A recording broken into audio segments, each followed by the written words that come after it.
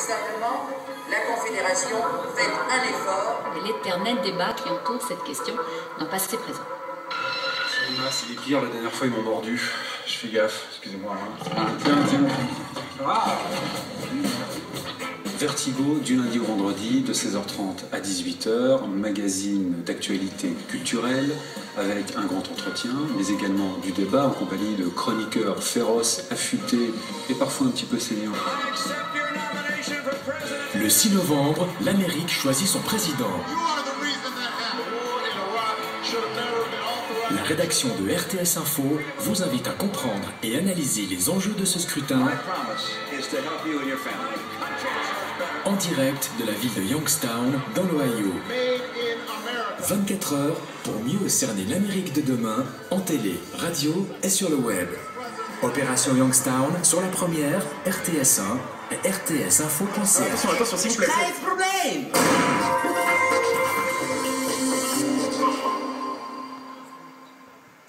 Voilà, vous l'avez constaté, il y a des nouvelles tentatives, il y a des essais, il y a des nouveaux projets, et puis des choses dont la valeur est confirmée. J'avais prévu d'aborder maintenant un certain nombre de thèmes strictement liés au programme avec Gilles Pache, directeur des programmes de RTS. Il se trouve qu'il est victime d'une grippe assez furax, il lui est tombé dessus ce matin et qu'il a vraiment cloué. Donc d'abord, je vous prie de l'excuser, et puis comme il se trouve que voilà, tu dois pouvoir te débrouiller là-dessus, t'as intérêt de débrouiller là-dessus. On va commencer par enfoncer une porte ouverte, mais on est dans un forum où il s'agit de parler de télévision, et ce qu'il ne faudrait peut-être pas perdre de vue, c'est que quelle que soit l'évolution du marché, quelle que soit l'œuvre numérique, la télé c'est avant tout et d'abord une manière de travailler l'image, une force de cette image, il ne faudrait pas le perdre de vue. Bien sûr que l'image est tout à fait déterminante dans nos métiers, mais peut-être que on peut là s'intéresser une seconde à cette double entrée qui est la suivante. D'un côté, il y a cette image, disons, du réel. On parle ici de l'information, on parle des journaux d'actualité, on parle des magazines, on parle des documentaires.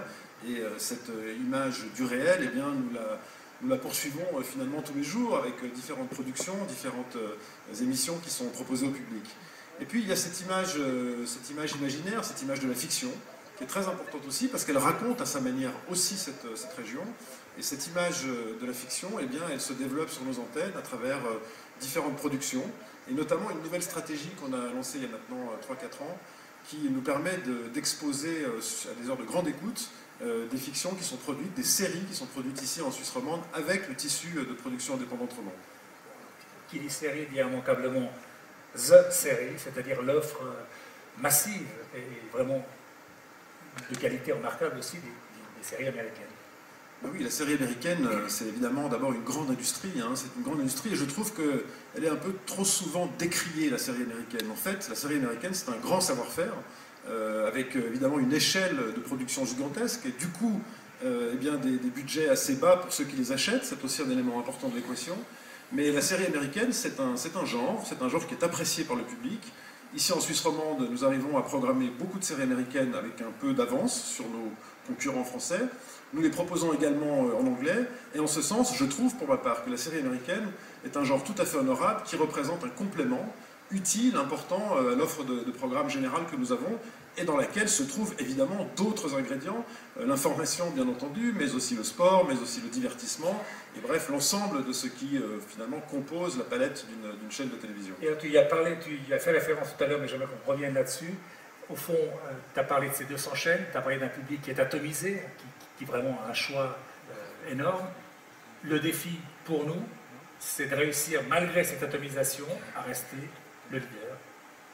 Oui, disons, il y a deux façons de se compter, si j'ose dire. Hein. Et petite parenthèse au passage pour vous signaler que le jour où nous arriverons, d'un point de vue méthodologique, véritablement à cumuler nos audiences qui s'éparpillent sur des distributions qu'aujourd'hui on ne peut pas encore cumuler véritablement, eh bien, je suis absolument convaincu qu'on constatera que la télévision ici en Suisse romande, elle a progressé.